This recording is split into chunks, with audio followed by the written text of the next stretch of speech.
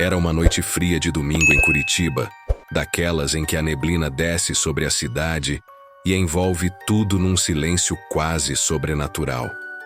Eu tinha 22 anos na época e a vida estava meio sem rumo. Um término de relacionamento recente, a morte do meu avô. Um homem forte, respeitado, veterano do exército, e uma sensação constante de que eu estava apenas flutuando, sem propósito. Minha avó, uma mulher profundamente religiosa, era meu porto seguro. Depois que meu avô partiu, eu comecei a acompanhá-la à missa todos os domingos. Não só por ela, mas porque, de alguma forma, eu também buscava algo. Algo que nem eu sabia explicar. A igreja era antiga, de paredes grossas e vitrais que filtravam a luz do sol em cores suaves. A comunidade era pequena, todos se conheciam, e eu achava estranho quando aparecia um rosto novo. Foi num desses domingos que eu a vi pela primeira vez. Juliana. Ela estava sentada num dos bancos do fundo, com um vestido simples e um casaco leve, como se não sentisse o frio. Seus cabelos cacheados escuros caíam em espirais perfeitas sobre os ombros, e seus olhos castanhos pareciam guardar segredos que ninguém jamais desvendaria. Eu não conseguia tirar os olhos dela. Depois da missa, eu me aproximei. Ela sorriu quando eu cumprimentei, mas havia algo naquele sorriso que não era totalmente genuíno. Era como se ela estivesse sempre um passo à frente, como se soubesse algo que eu não sabia. Conversamos brevemente, e ela tinha um jeito misterioso de responder às minhas perguntas. Quando eu perguntava sobre ela, sobre sua família, ela desviava com piadas ou respostas evasivas. Se quiser saber mais, vai ter que me levar para sair, ela disse, com um sorriso malicioso.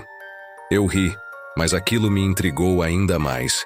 Troquei meu número com ela, e nos dias seguintes começamos a nos falar.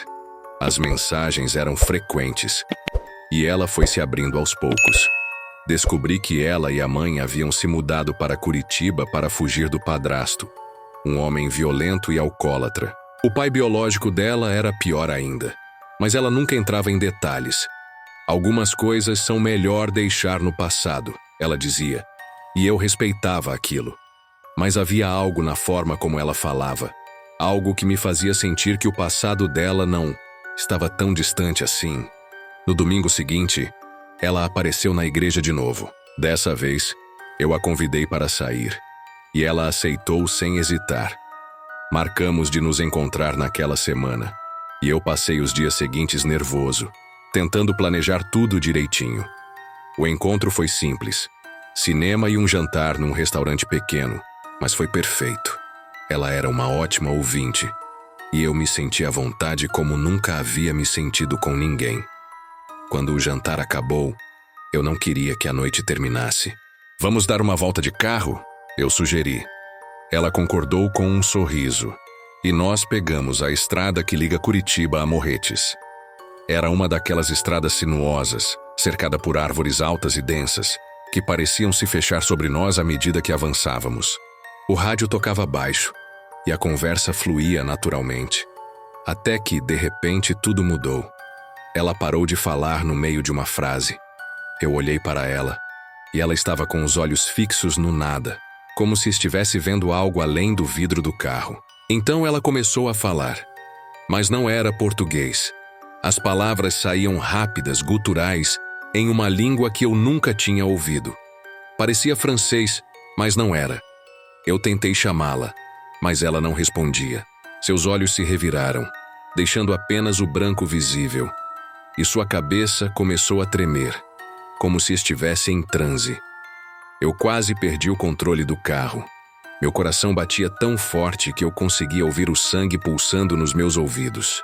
Encostei na beira da estrada com as mãos tremendo e peguei o celular para ligar para o SAMU. Enquanto esperava, ela continuava falando aquela língua estranha e eu não sabia o que fazer. Não queria tocá-la, mas sentia que precisava fazer algo. Foi então que ela parou de repente. Seus olhos voltaram ao normal e ela olhou para mim com uma expressão que eu nunca vou esquecer. Era como se ela estivesse vendo algo terrível, algo que eu não podia ver. Antes que eu pudesse dizer qualquer coisa, ela abriu a porta do carro e saiu correndo. Sim, correndo. Direto para a mata densa que cercava a estrada. Eu gritei o nome dela, mas ela não parou. Em segundos, ela havia desaparecido entre as árvores, e eu fiquei paralisado, sem saber o que fazer. Quando a polícia e os paramédicos chegaram, eu contei tudo. Eles me olharam com desconfiança, mas saíram para procurá-la. Nunca a encontraram. Nos dias seguintes, tentei encontrá-la de todas as formas possíveis. Seu Instagram havia sido deletado, seu número de telefone não existia mais, e ninguém na igreja sabia quem ela era. Foi como se ela nunca tivesse existido. Até hoje eu não sei o que aconteceu com Juliana. Às vezes eu me pego pensando se ela era real, ou se foi alguma coisa que eu não consigo explicar. O que eu sei é que, desde aquela noite, eu nunca mais fui o mesmo. E toda vez que passo por aquela estrada, sinto um frio na espinha, como se ela ainda estivesse lá, observando, de algum lugar entre as árvores.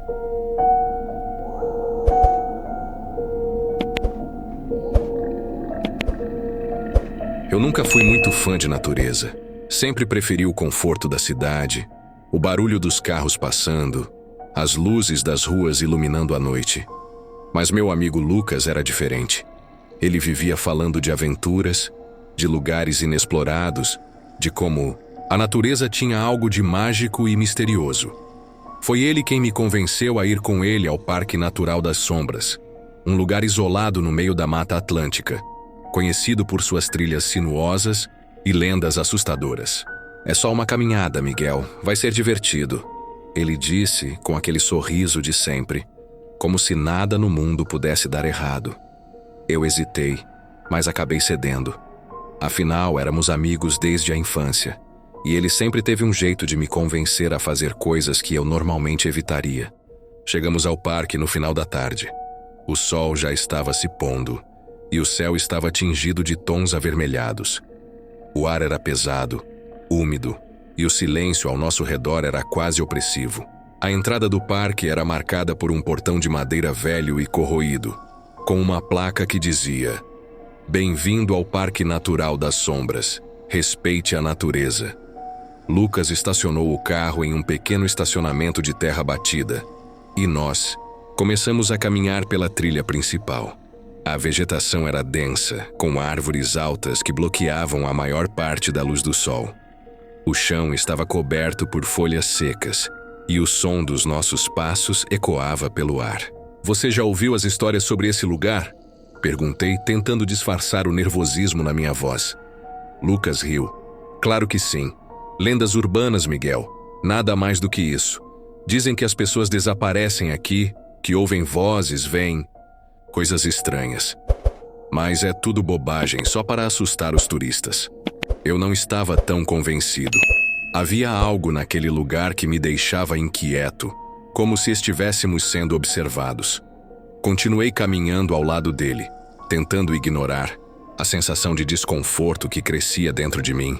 Conforme avançávamos, a trilha ficava cada vez mais estreita, e a escuridão começava a se fechar ao nosso redor.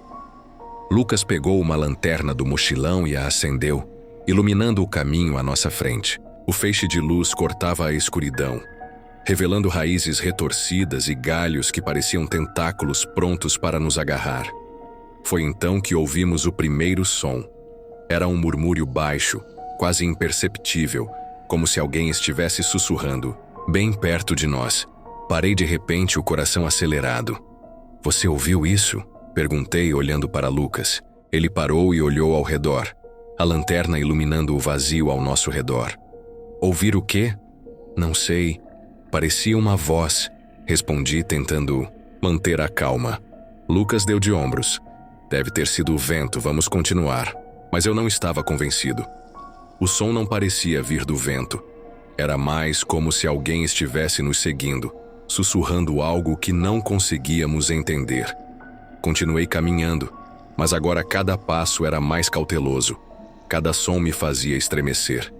Minutos depois, chegamos a uma clareira.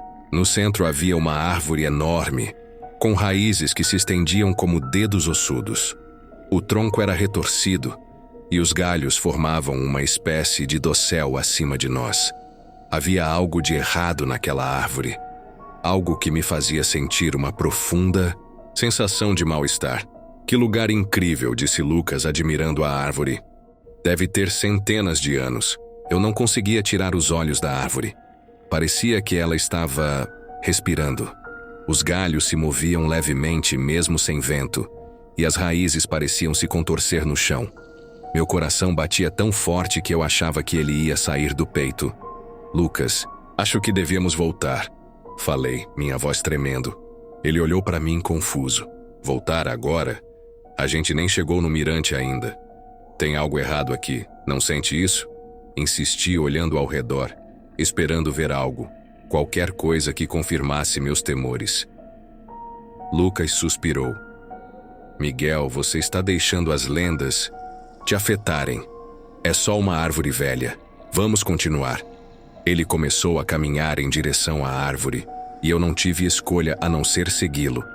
Mas assim que nos aproximamos, o ar ficou mais frio, e o murmúrio que havíamos ouvido antes voltou mais alto agora, mais insistente. Lucas, por favor, vamos embora, implorei, mas ele não me ouviu. Ele estava parado em frente à árvore, olhando fixamente para o tronco. Miguel, você vê isso? Ele perguntou, sua voz agora carregada de uma estranha mistura de fascínio e medo. Olhei para onde ele estava apontando e vi algo que me fez gelar o sangue. Havia marcas no tronco da árvore, como se fossem rostos esculpidos na madeira. Rostos distorcidos, com expressões de dor e desespero. E eles pareciam estar se movendo. Lucas, temos que ir agora, gritei agarrando o braço dele. Mas ele não se moveu. Ele continuou olhando para os rostos, como se estivesse em transe. Então ele estendeu a mão e tocou o tronco da árvore. Foi como se o mundo inteiro tivesse parado. O murmúrio se transformou em um grito agudo, e a árvore começou a se mover, os galhos se esticando em nossa direção. Lucas finalmente pareceu acordar do transe e tentou se afastar, mas era tarde demais. As raízes se enrolaram em suas pernas, puxando-o para o chão. Miguel, me ajuda! Ele gritou, mas eu estava paralisado, o terror me impedindo de me mover. As raízes o arrastaram para mais perto da árvore, e os rostos na madeira começaram a se mover mais rápido, como se estivessem rindo, zombando de nós. Lucas lutou, mas era inútil. Ele foi puxado para dentro do tronco, como se a árvore estivesse engolindo ele. Lucas! Gritei, finalmente conseguindo me mover. Corri em direção à árvore, tentando agarrá-lo, mas as raízes me atingiram com força, me jogando para trás. Caí no chão, sentindo uma dor aguda nas costelas. Quando olhei para cima, Lucas havia desaparecido. A árvore estava quieta novamente, como se nada tivesse acontecido. Mas os rostos no tronco, eles ainda estavam lá, e agora havia um novo. Entre eles, o rosto de Lucas com os olhos arregalados e a boca aberta em um grito silencioso. Eu não me lembro de como saí dali, só sei que corri, tropeçando e caindo, até chegar ao carro. Dirigi como um louco, sem olhar para trás. Quando finalmente cheguei em casa, estava tremendo, coberto de suor e terra. Nunca mais voltei ao Parque Natural das Sombras. E nunca mais vi Lucas. As autoridades o consideraram desaparecido, mas eu sei a verdade. Ele está lá, preso naquela árvore maldita, junto com os outros. Às vezes, ainda ouço o murmúrio, mesmo aqui na cidade. E nos meus pesadelos vejo os rostos na árvore rindo de mim, chamando por mim. Eles querem que eu volte, e por mais que eu tente resistir, uma parte de mim sabe que um dia eu volto.